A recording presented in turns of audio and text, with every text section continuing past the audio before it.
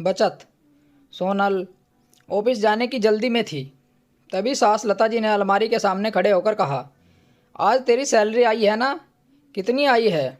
इस बार सोनल ने बैग में टिफिन रखते हुए कहा, आई है माँ जी, वही जो हर महीने आती है। सास लता जी ने तुरंत दोबारा वार किया, तो सीधा मेरे हाथ में रख दो, जैसे घर की बहुएं रखती हैं।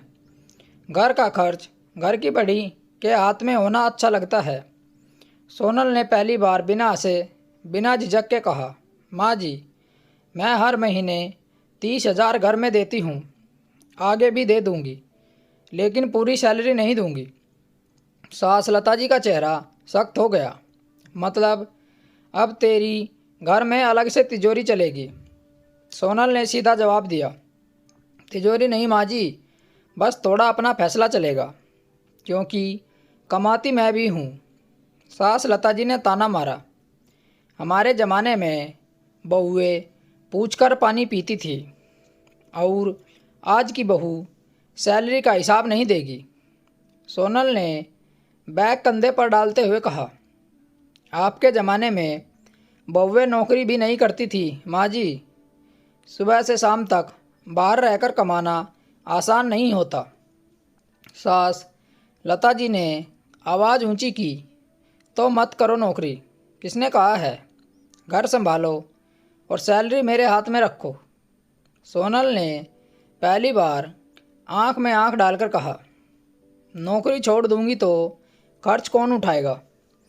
निखिल की सैलरी से लोन कटता है, पापा जी की दवा आती है, बिजली पानी स्कूल फीस सब लगता है, तब मेरी कमाई ठीक लगती है।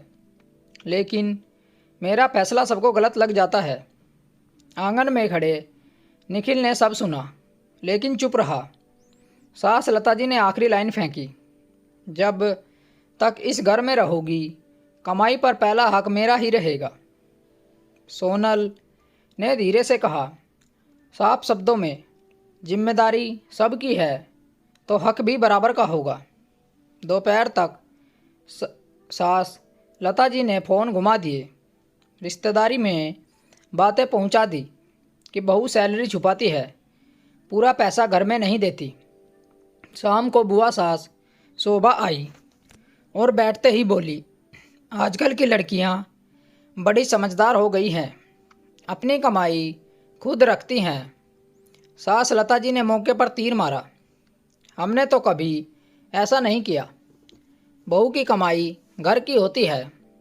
सोनल चुप बैठी रही, फिर धीरे से बोली, मेरी कमाई घर की ही है, तभी तो हर महीने रकम देती हूँ, लेकिन पूरी तनख्वाह दे दूँ और खुद हर खर्च के लिए हाथ फैलाऊँ, यह मुझे मंजूर नहीं। सास लता जी ने हंसते हुए कहा, देखो तो जवाब कैसे दे रही है। सोनल ने बिना घबराए कहा, जवाब दे रही हूँ क्योंकि सवाल मुझ पर है। मैं भाग नहीं रही घर से, बस अपने पैसों को अपना हक रख रही हूँ। निखिल इस बार बोला, माँ वह गलत नहीं कह रही, घर खर्च समय पर देती है। सास लता जी का चेहरा उतर गया, लेकिन बात वहीं ख़त्म नहीं हुई। सोनल को रात को सास ने रसोई में अलग से बोल दिया, अब से राशन कम पड़े तो मुझसे मत कहना, अपनी कमाई से पूरा करना। सोनल ने तुरंत कहा, ठीक है माँ जी, जितना तय है उतना दूंगी, अगर ज़रूरत पड़ी तो बैठकर बढ़ा देंगे, लेकिन तानों में नहीं। 2 दिन घर में ठंडा व्यवहार चला। फिर सास लता जी ने नया तरीका निकाला। उन्होंने खर्च बढ़ा दिया, दिखाना शुरू कर दिया। कभी कहती दाल महंगी है, कभी कहती बिजली का बिल बहुत आ रहा है। एक दिन उसने सबके सामने कहा, लगता है बहू का पैसा कहीं और जा रहा है, तभी घर में कमी दिख रही है। सोनल ने पहली बार ऊंची आवाज़ में कहा, कमी पैसों की नहीं, सोच की है। मैंने एक भी छुपा कर नहीं रखा, लेकिन मेरी माँ को 10,000 भेज दूँ तो सबको चुभता है। सास लता जी ने तीखा जवाब दिया, ससुराल पहले आता है, मायका बाद में। सोनल ने साफ कहा, जब मैं बीमार पड़ती हूँ तो मायका भी खड़ा हो सकता है और ससुराल भी। दोनों मेरे हैं तो मेरा पैसा भी दोनों का होगा। फैसला मैं करूँगी। निखिल इस बार पूरी तरह बोला। माँ, अगर सोनल कमाना बंद कर दे तो क्या करेंगे? इसलिए उसकी कमाई पर हक जताने से पहले उसकी मेहनत देखो। सास लता जी चुप हो गई, लेकिन चेहरा बता रहा था कि बात उसे लगी है।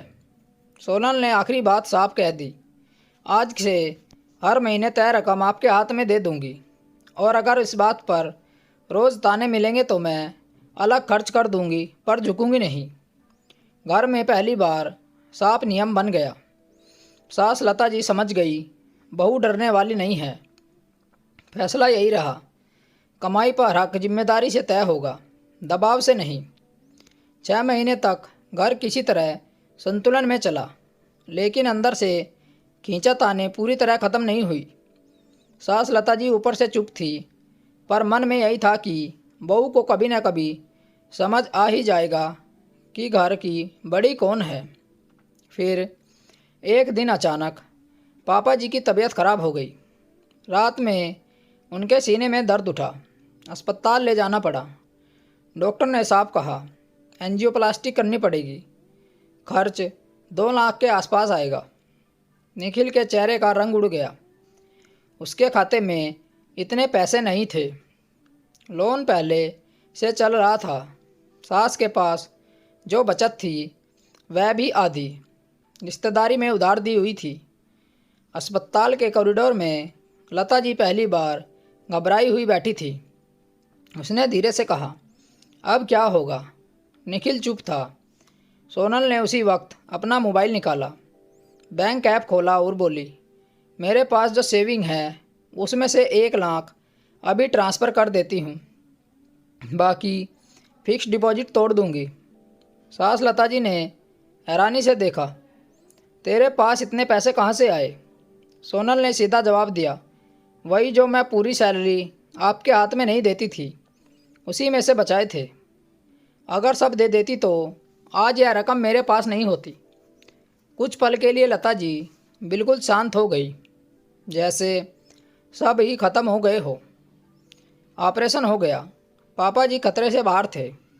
घर में लौटने के बाद माहौल बदला हुआ था। एक शाम सास लता जी खुद बहू के कमरे में आई और बोली, उस दिन अगर तेरी बचत ना होती तो हम क्या करते? सोनल ने सीधा कहा, इसलिए कहती थी माँ जी, कमाई पर थोड़ा मेरा फैसला भी ज़रूरी है। मैं घर से अलग नहीं हूँ, बस अंधे होकर सब नहीं देखना चाहती। सास लता जी ने पहली बार नरम आवाज़ में कहा, मुझे डर था कहीं तू अलग ना हो जाए, इसलिए पकड़ कर रखना चाहती थी। सोनल ने साफ जवाब दिया, पकड़ने से लोग दूर हो जाते हैं, भरोसे से पास रहते हैं। निखिल ने दरवाजे पर खड़ा सब सुन रहा था। इस बार उसे कुछ बोलना नहीं पड़ा। उस दिन के बाद लता जी ने कभी पूरी सैलरी मांगने की बात नहीं की। अब घर में एक बात साफ हो चुकी थी, बहू की कमाई पर हक जताने से घर नहीं चलता, जिम्मेदारी और भरोसे से चलता है। तो दोस्तों, आपको कहानी कैसी लगी कमेंट करके हमें बताएं, और चैनल को ज़रूर सब्सक्राइब करें। मिलते हैं आपसे ऐसी ही और एक अच्छी कहानी के साथ। कहानी सुनने के लिए आप लोगों का बहुत बहुत धन्यवाद। राम राम दोस्तों।